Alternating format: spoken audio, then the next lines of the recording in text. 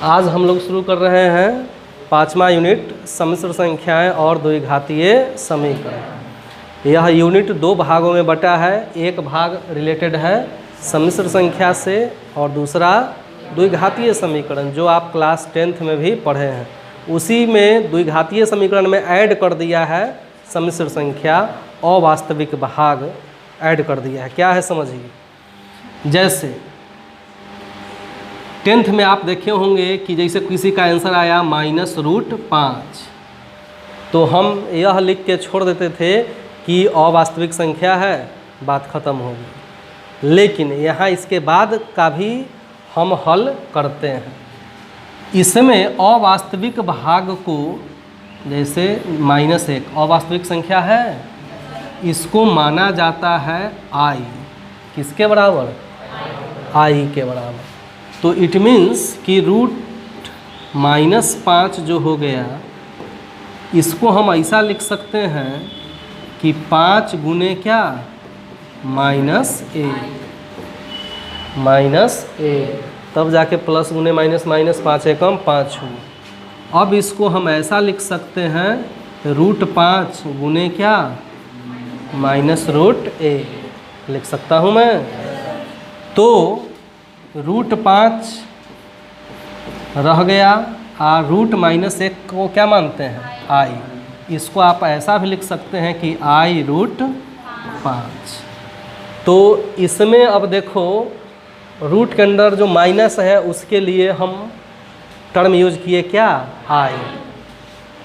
तो इस तरह की जो संख्याएं दी हुई हो तो इस संख्या को ही कहेंगे क्या? सम्मिश्र संख्या, जिसमें एक भाग कोई काल्पनिक भाग हो, मतलब अवास्तविक भाग हो। जैसे इसको हम लिख सकते हैं कि 0 + i√5 लिख सकते हैं, क्योंकि 0 जोड़ेंगे तो इस पर कोई प्रभाव नहीं पड़ेगा। तो 0 चाहे इसके जगह पर कोई भी ऐसी संख्या हो, वो कहलाएगा इसका वास्तविक भाग। क्या कहलाएगा?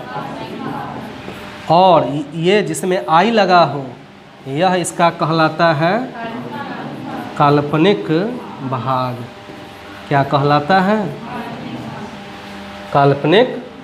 तो कोई भी जो सम्मिश्र संख्या है a + ib के रूप का होता है, जिसमें i से जो मुक्त है, फ्री है, वह उसका कहलाता है, और जिस पद में i लगा है वह उसका कहलाता है काल्पनिक भाग। समझ में आ गई बात? तो इस सम्मिश्र संख्या में a + ib में a वास्तविक भाग हो गया और ib इसका काल्पनिक भाग हो गया। तो इसको लिखना है a + ib जो सम्मिश्र संख्या है, a हो गया वास्तविक भाग, इसको डिनोट करते हैं REZ से। b काल्पनिक भाग हो गया, जिसको डिनोट करते हैं IMZ से।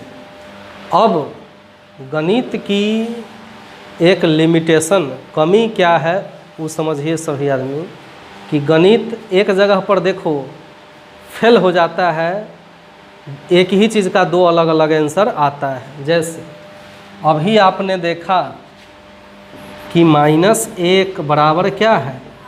i है ही। अब इसका मान हम निकालते हैं कि -1 गुने करते हैं क्या? -1।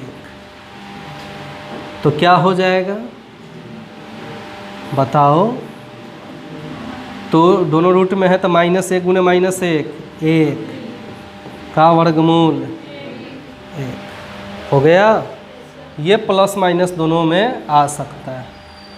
अब -1 गुने -1, फिर यही चीज़ लीजिए, -1 गुने -1, तो इसको हम क्या लिख सकते हैं? -1 का होल स्क्वायर रूट में आ जाएगा। तो रूट का स्क्वायर ख़त्म होगा तो क्या आएगा? -1। तो देखो बात दोनों एक है, लेकिन आंसर दोनों का 2 आ गया।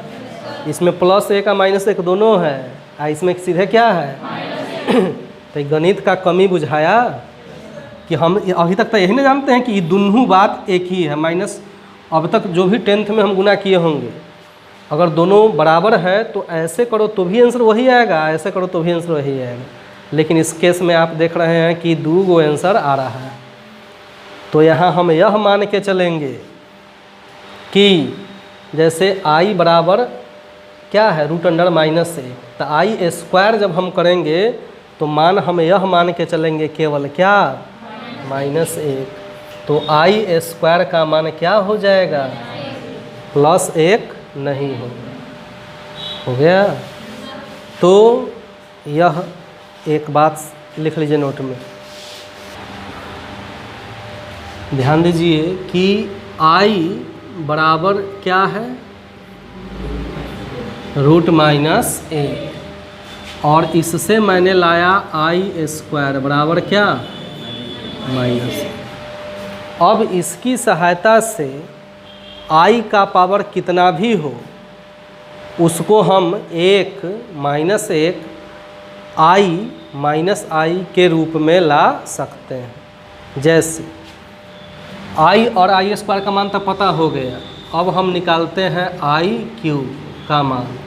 तो i क्यूब को हम क्या लिख सकते हैं i स्क्वायर इंटू i लिख सकते हैं। बताइए i स्क्वायर का मान गुने i, तो माइनस गुने प्लस i आ गया। इट मीन्स कि i क्यू को मैंने i के रूप में लाया ना, माइनस चाहे प्लस जो भी।